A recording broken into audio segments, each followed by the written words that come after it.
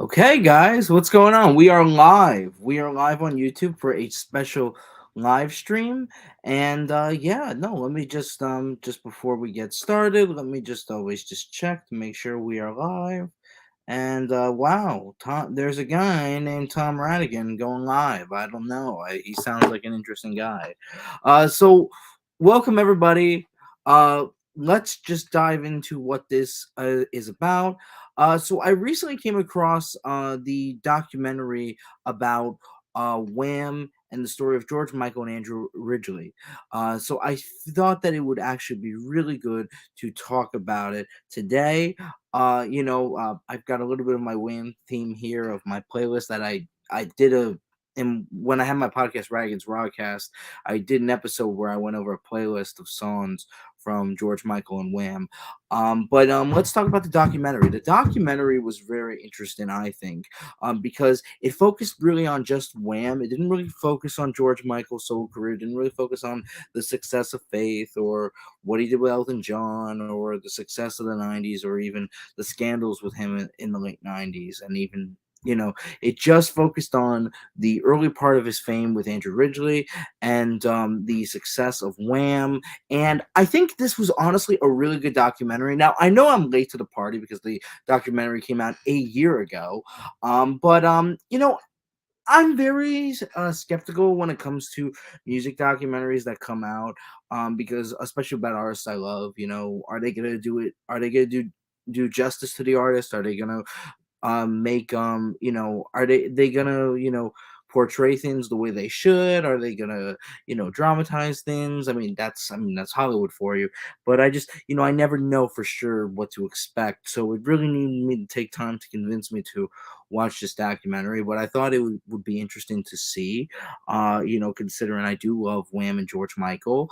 I sort of am upset with myself at times when I was younger, when I was really listening to music. I kind of stayed away from George Michael and all that because I felt that that music I know was in the 80s. It was kind of seen as, because I was into like 60s and 70s stuff, and 80s music was not seen as the greatest decade for rock music, and George Michael was seen as sort of like in some ways just like too of a pop artist, especially with songs like "Wake Me Up Before You Go Go." But when I go back and listen, they're great records. And what's interesting about it too is that I didn't really know until after he died, unfortunately, was that he produced all these records. He was not only the singer of these amazing songs, but he played instruments on them, wrote the songs, and produced them.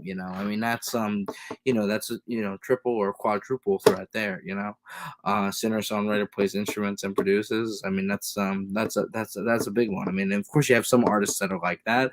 Um, you know, I think the one thing that was good about this documentary is because everybody kind of, there was a narrative that was George Michael who really drove the success of Wham, and Andrew Ridgeley was really just a lucky guy who rode on his coattails.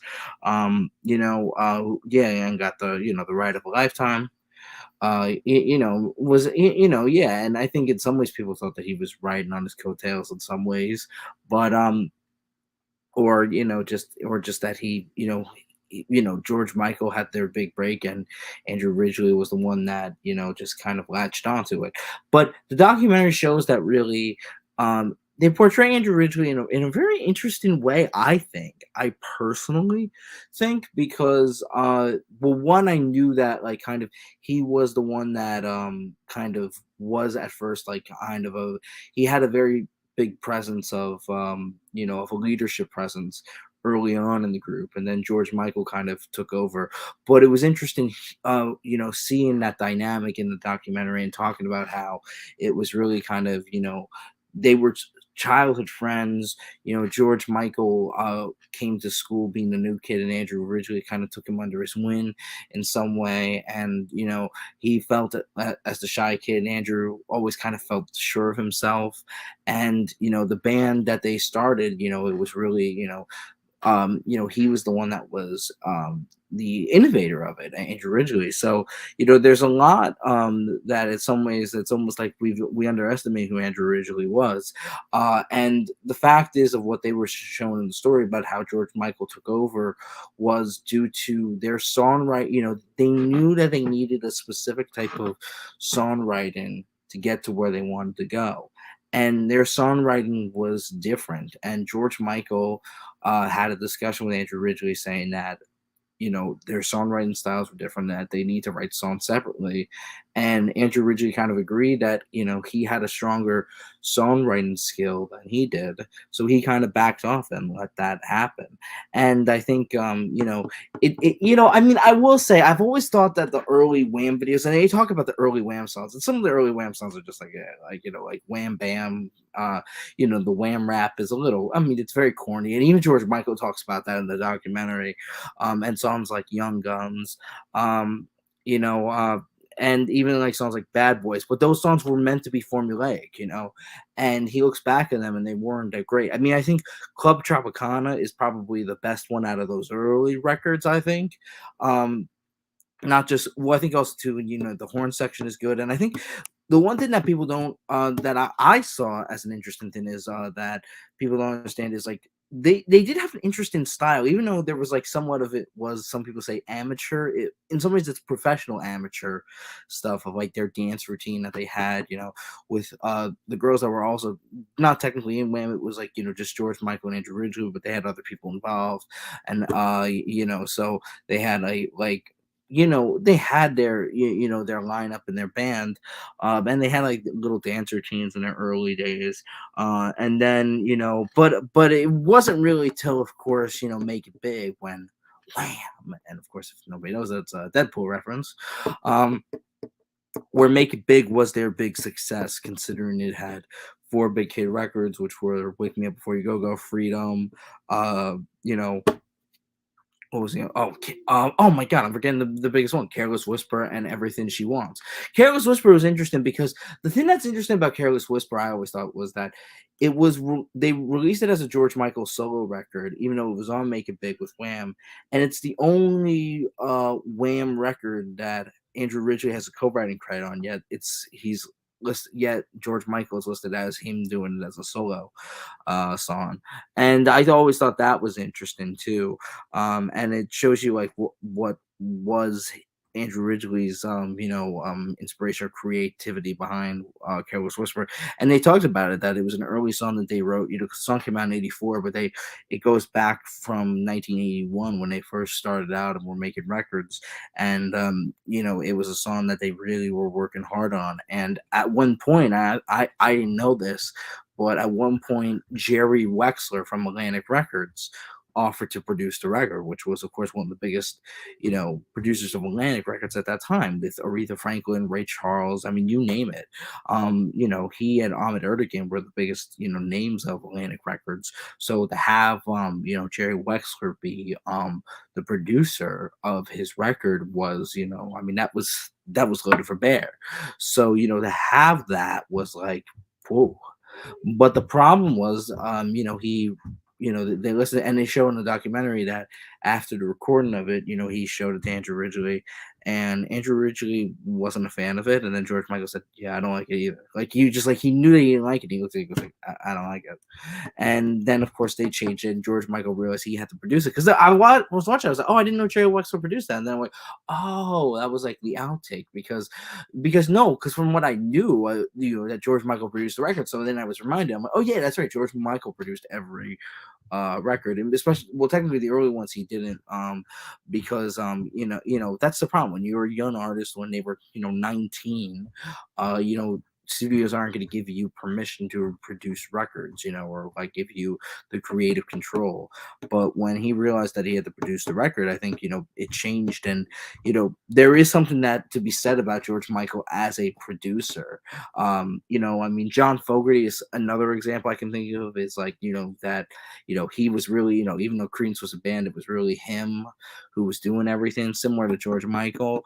I think, I definitely think the documentary does a good job, or tries to show that it was two people all along, and that it was their decision either way, and that they just knew that George was the one that was destined for stardom after, and that it was really going to be George that was going to make it.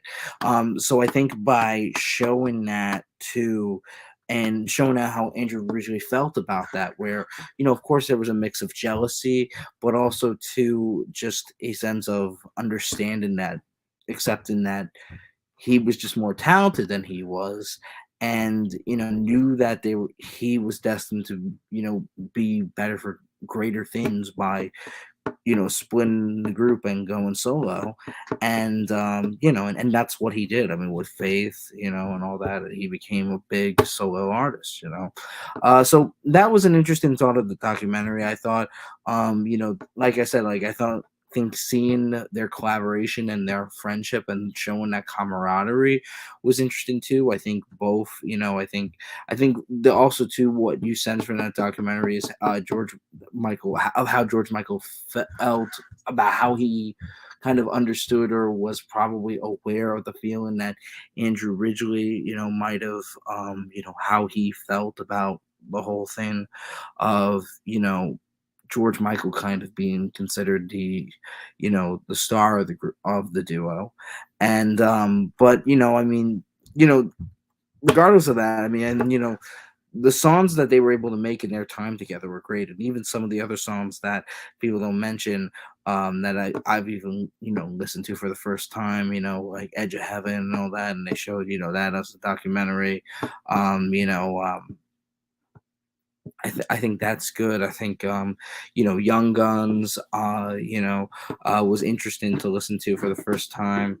I think there's a lot of interesting songs that they did, and I definitely love the Wham period just as much as the George Michael period. So yeah, I always kind of like like I said, as a kid, I kind of felt like, oh, that music, don't stay away from that. That's not cool music. But I after George Michael died, I was able to realize, I'm like, okay, wait, it actually is cool music. And the reason why it's cool is he wasn't just your formulaic pop star either.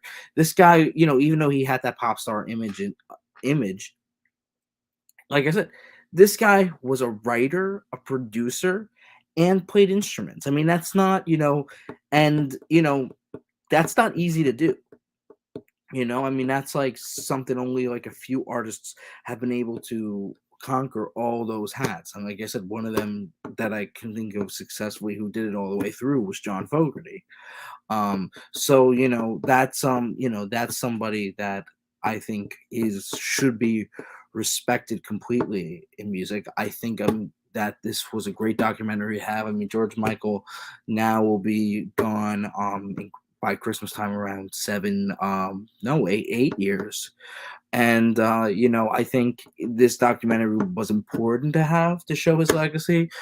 It was important to have to show a little bit about who Andrew Ridgeley was if you didn't know who he was, and also to focus on their success and focus on just the early days of Wham, and just because everybody knows who George Michael is, but people might not know or be aware that some of those songs, it was considered a duo.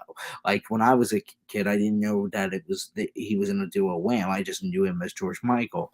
So the fact that there was a duo and that it's an interesting story, is something that people should watch. It's on Netflix, so I definitely would recommend it.